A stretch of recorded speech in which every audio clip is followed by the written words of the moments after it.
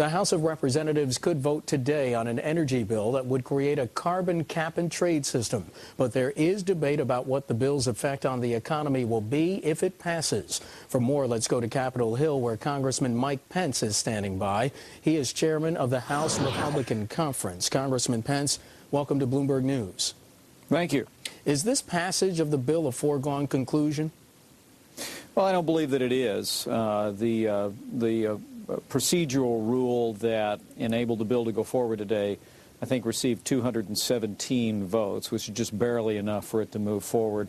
And obviously, this legislation, which amounts to a national energy tax, I think the Wall Street Journal called it one of the largest tax increases in American history, and that will cost millions of American jobs, is going to be an even harder lift for the Democrat majority, and it should be. Our hope is that we'll be able to stop this legislation today and bring our alternative to the floor in cooperation with Democrats, and all of the above strategy that tackles energy independence in a comprehensive way, not with a national energy tax. Well, if you would, sir, as you can imagine, the Democrats have a different take on this. The House Majority Leader, Steny Hoyer, discussed it this morning. I wanted to play you some sound from the congressman and get your reaction to it.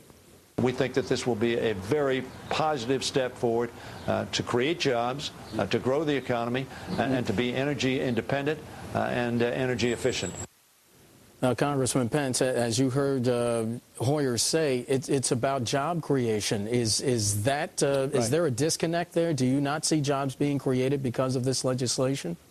Well, it's not just me. I think CR International came out this week and said even accounting for the green jobs that will be created by the cap and trade legislation, that America could lose upwards to 2 million jobs per year. The experience with similar legislation in Spain showed that for every green job that was created, I think the number was 2 traditional manufacturing jobs in the Spanish economy were destroyed. It's one of the reasons why you see countries in Europe moving away from this cap and trade approach to climate change. And so we don't dispute that there'll be some green jobs created, but we really do believe that when you raise the energy costs on American manufacturing and business, that will have a profound negative effect. It'll result in jobs loss. It'll also result in industries, including electrical power plants, moving overseas to countries that don't have this kind of a regime. And Congressman, you and your Republican colleagues say that the bill would cost every U.S. household about $3,000 or more extra on energy.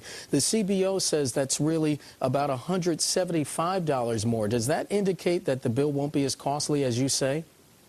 Well, the CBO's estimate has been widely criticized from the standpoint that their gross number is that the average American household would pay about $1,400 in additional energy costs, but they factor in what people will get back from government in government programs as a way of mitigating the impact. Also, CBO didn't take into account what is widely accepted as a negative impact on GDP in the next 20 years if cap and trade becomes law. So, but whatever, there's lots of numbers about what this will cost the average household or business. There's lots of dispute, but there's no dispute that the cap and trade bill will cost millions of American jobs. Even in the bill itself, there's a fund to provide resources for the millions of Americans who will lose their jobs as a result of this legislation becoming law. And Congressman Pence, I should point out you're chair of the GOP American Energy Solutions Group.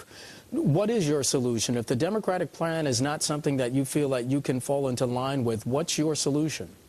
We built something we call the American Energy Act. It's available for your viewers at gop.gov, gop.gov.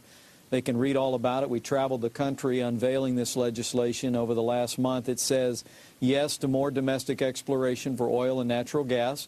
It uses the revenues from those leases to create a renewable energy trust fund for wind and solar and new technologies. We call for 100 new nuclear power plants in the next 20 years, and we give incentives for more conservation by small businesses and families. It's an all-of-the-above strategy. We really believe that's where the American people are at, not a national energy tax. And Congressman, I have about 30 seconds left. Isn't it a good idea, though, to punish polluters and therefore reward those who are into clean energy, the clean energy producers?